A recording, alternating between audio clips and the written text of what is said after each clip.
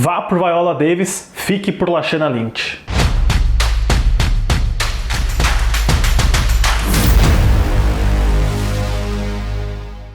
Olá, fãs da Sétima Arte, meu nome é Lucas Nascimento e esse é o Lucas Filmes, e hoje eu tô aqui para falar sobre A Mulher Rei, novo filme estrelado pela Viola Davis, dirigido pela Gina Prince Bythewood. Mas antes, vou pedir para você curtir esse vídeo, se inscrever no canal e ativar o sininho para não perder notificação dos próximos vídeos. E estamos aí com um filme que está movimentando bastante as bilheterias nos Estados Unidos. Finalmente o mês de setembro trouxe um grande sucesso, né? E vamos falar então sobre como foi a produção de A Mulher Rei. Curiosamente, isso eu percebi até quando os créditos finais começaram a rolar. A história da Mulher Rei começa com a atriz Maria Bello, aquela atriz que fez Marcas da Violência, David Cronenberg, ela que substituía a Rachel Weisz no A Múmia, Tumba do Imperador Dragão. Tudo isso porque ela fez uma viagem para Benin, na África, que é o território que antes era conhecido como Daomé, e conheceu essa história das Agoge, que foram guerreiras de Daomé no século XIX. Ela fica encantada com essa história e leva de volta para os Estados Unidos para trabalhar com a Dana Stevens em um roteiro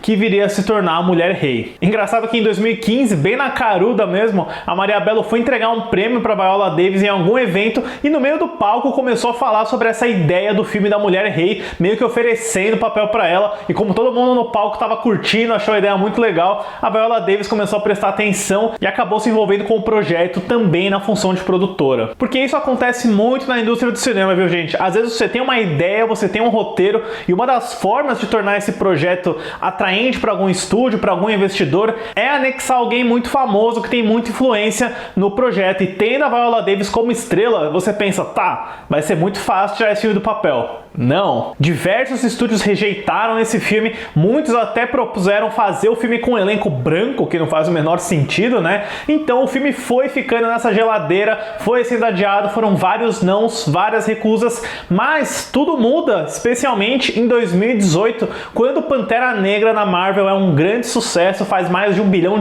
nas bilheterias, e o Pantera Negra é justamente um filme que tem um elenco de grande parte negra e que também tem esse elemento que são as Dora Milaje, que é a guarda real do rei, que é inspirada nas Agoge de Daomé. E Hollywood é assim, né? Tendências. Quando tudo começa a dar certo, os estúdios começam seguindo uma direção. Então o sucesso do Pantera Negra ajuda muito outras produções que apostam em elencos negros, em histórias diversas, a conseguir um financiamento. Foi o caso, por exemplo, do Príncipe Nova York 2, né? Que só saiu do papel tantos anos depois por conta do Pantera Negra. E a Mulher Rei se beneficia bastante desse sucesso. Pouco tempo depois, o filme finalmente é aprovado. Eles levam o projeto para TriStar Pictures para ser lançado pela Sony Pictures. Com a Viola Davis atuando também como produtora, elas contratam a Gina Prince Bythewood, que tinha dirigido filmes como Love and Basketball e The Old Guard para Netflix. E eu preciso dizer que o resultado aqui da Mulher Rei é bem decente, é bem satisfatório. Ele consegue fazer uma mistura do clássico filme do épico histórico, como Coração Valente, Gladiador,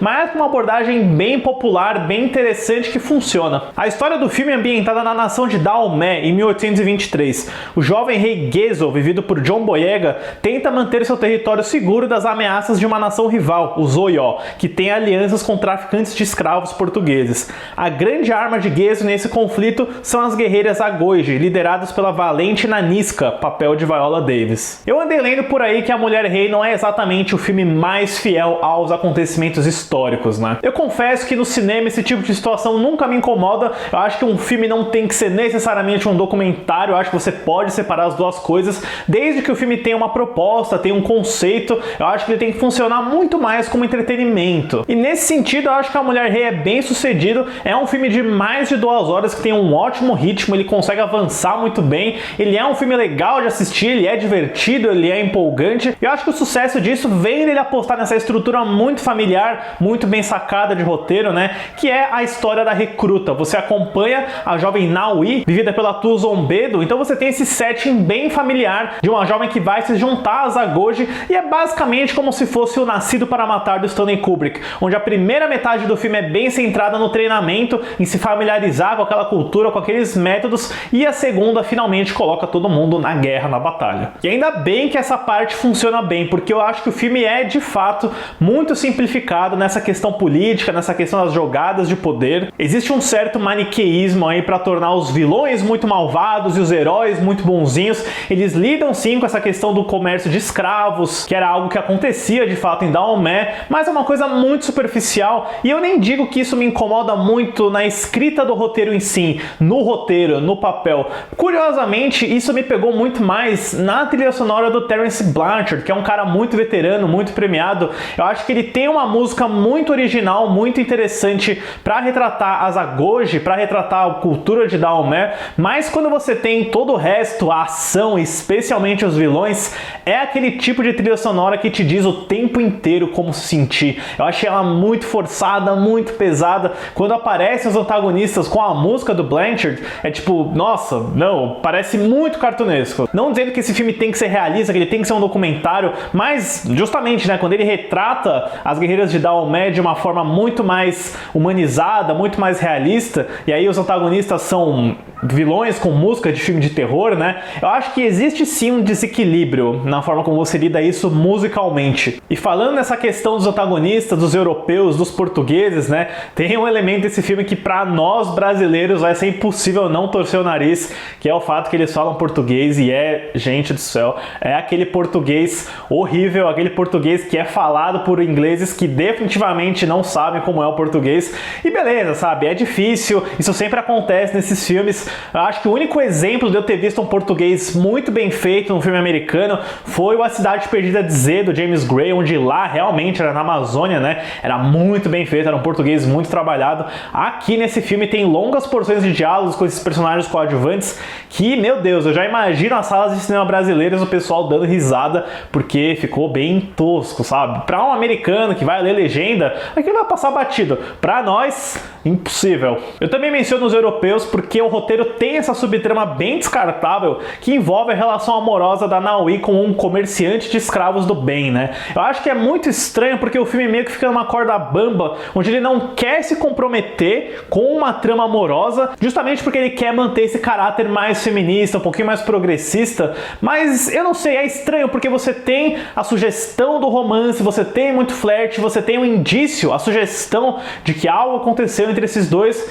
mas você não mostra, você não vai o caminho inteiro. Eu acho que ou o filme vai completamente no romance, full dança com lobos, vai pra todo esse lado, ou nem faz, sabe? Eu não vejo como isso ajuda o filme, nem precisava. São sequências de cena muito estranhas, com uma química esquisita entre os atores também. O filme não se decide em relação a essas cenas, eu acho que facilmente daria pra tirar. O que eu fiquei surpreso também é ver que a Viola Davis tem um papel até que reduzido nesse filme, levando em conta o quanto ela é marketada, o quanto a figura dela tá no centro dos pôsteres, dos trailers, do título, né? Ela tem sim um grande papel, uma grande presença, ela tá excelente, formidável, como sempre. E eu gostei de ver esse lado mais badass da Viola Davis, a gente nunca tinha visto ela saindo na porrada com alguém, com uma espada, com um facão na mão. É muito legal e ela consegue mesclar bem tudo isso com uma subtrama bem difícil, bem emocional, que envolve traumas do passado dela. Mas eu realmente me surpreendi com o quase coadjuvante ela é, né? A protagonista da Mulher Rei, sem dúvida alguma, é a Naoi. Isso me travou um pouco de início porque eu tava achando a T Zombedo meio inexpressiva nesse arco inicial da Naoi se juntando ao grupo, né? Mas à medida que o filme vai avançando, e especialmente por conta de uma subtrama que envolve ela e a Nanisca, eu acho que o trabalho dela vai ficando muito mais legal, muito mais interessante também. Agora, o grande destaque do filme pra mim, a ladra de cenas absoluta, é a Lashana Lynch. Já tinha gostado bastante dela no 007 Sem Tempo para Morrer, mas aqui é um papel onde ela domina todas as cenas, é aquela personagem que você quer ver mais uma vez, que você tá numa cena e você pensa, cara, eu quero ver a Lashana Lynch. Ela é muito legal porque ela faz aquele tipo de personagem que num filme de recrutas, num filme de treinamento, sempre é uma figura interessante, que é aquela líder que tá mais voltada pro combate, pras lutas, enquanto a Nanisca tá mais focada na política, na estratégia. Justamente por isso, ela assume essa posição de mentora em relação a Nao e as outras recrutas, e ela é muito carismática, ela é muito engraçada, ela é muito fodona também, tem cenas de combate envolvendo ela que são incríveis, mas também tem muitas nuances, tem muitas pistas do passado dela. Que personagem legal essa da Lashana Lynch, sem dúvida o destaque do filme inteiro pra mim. Na questão mais estética de ação, eu confesso que eu fiquei bem surpreso, porque eu não gosto de The Old Guard do Netflix, eu acho um filme extremamente genérico, meio mal feito, mas a Gina Prince Bythewood faz algo bem diferente a Mulher Rei. É um filme que tem várias batalhas muito bem filmadas, muito bem orquestradas, a montagem dessas cenas é muito boa, e apesar de ser um filme que se beneficiaria de um rated R, de uma censura um pouquinho maior, porque, né, tem vários golpes de espada, gargantas cortadas e nenhum sangue. Eu acho que o destaque dessas cenas é o ótimo trabalho de coreografia, porque tem muita lança, muita espada, muitos giros, e como a Gina Prince Bythewood era jogadora de basquete, até boxeadora, ela tem um olhar muito legal para essa questão do físico, dos movimentos, é muito bacana de ver, e eu gosto de como ela dá uns espaços que eu sempre cobro em filmes de ação, que é aquela humanizada quando as mortes acontecem. Eu gosto muito do momento em que o filme praticamente para no meio de uma batalha pra gente ver o impacto que a primeira morte causa numa personagem, né? Ela matou pela primeira vez e o filme simplesmente não vai em frente, né? Tem um momento pra você respirar, pra você sentir aquilo. Esse tipo de cena faz muita diferença, e a Mulher Rei tem vários momentos de combate que são muito legais, muito bem feitos também. Eu gosto como o filme constrói esse vilão, né, pra Viola Davis, que é uma coisa muito ligada ao passado dela, e quando a gente vai chegando, né, nos finalmente, no grande clímax, é um filme que vai garantir uma torcida, vai garantir aquele espetáculo, né? Assim como o Gladiador vai construindo o combate final dele, né? Isso também tá aplicado aqui na Mulher Rei. Eu acho que a Mulher Rei segue muito bem essa cartilha do épico histórico. É um filme que, apesar de ser bem simplista, até um pouquinho maniqueísta em como ele lida com os conceitos de bem e mal, eu considero um ótimo entretenimento. Eu gostei da Viola Davis, mas eu absolutamente adorei ver a Lashana Lynch como essa coadjuvante que rouba todas as cenas. Eu acho que é um filme que, apesar das mais de 2 horas, passa muito rápido, tem um ritmo muito bom, traz elementos culturais muito bacanas também, e eu acho que vai garantir uma boa sessão pipoca aí. Pra A Mulher Rei, eu dou uma nota 7. Deixem nos comentários se vocês pretendem assistir a Mulher Rei nos cinemas, se vocês gostam da Viola Davis, e também se vocês curtem, se vocês conhecem o trabalho da Gina Prince Bythewood. Eu acho que é um nome interessante para se ficar de olho aí. Certo, pessoal? Obrigado pela visita e até a próxima sessão.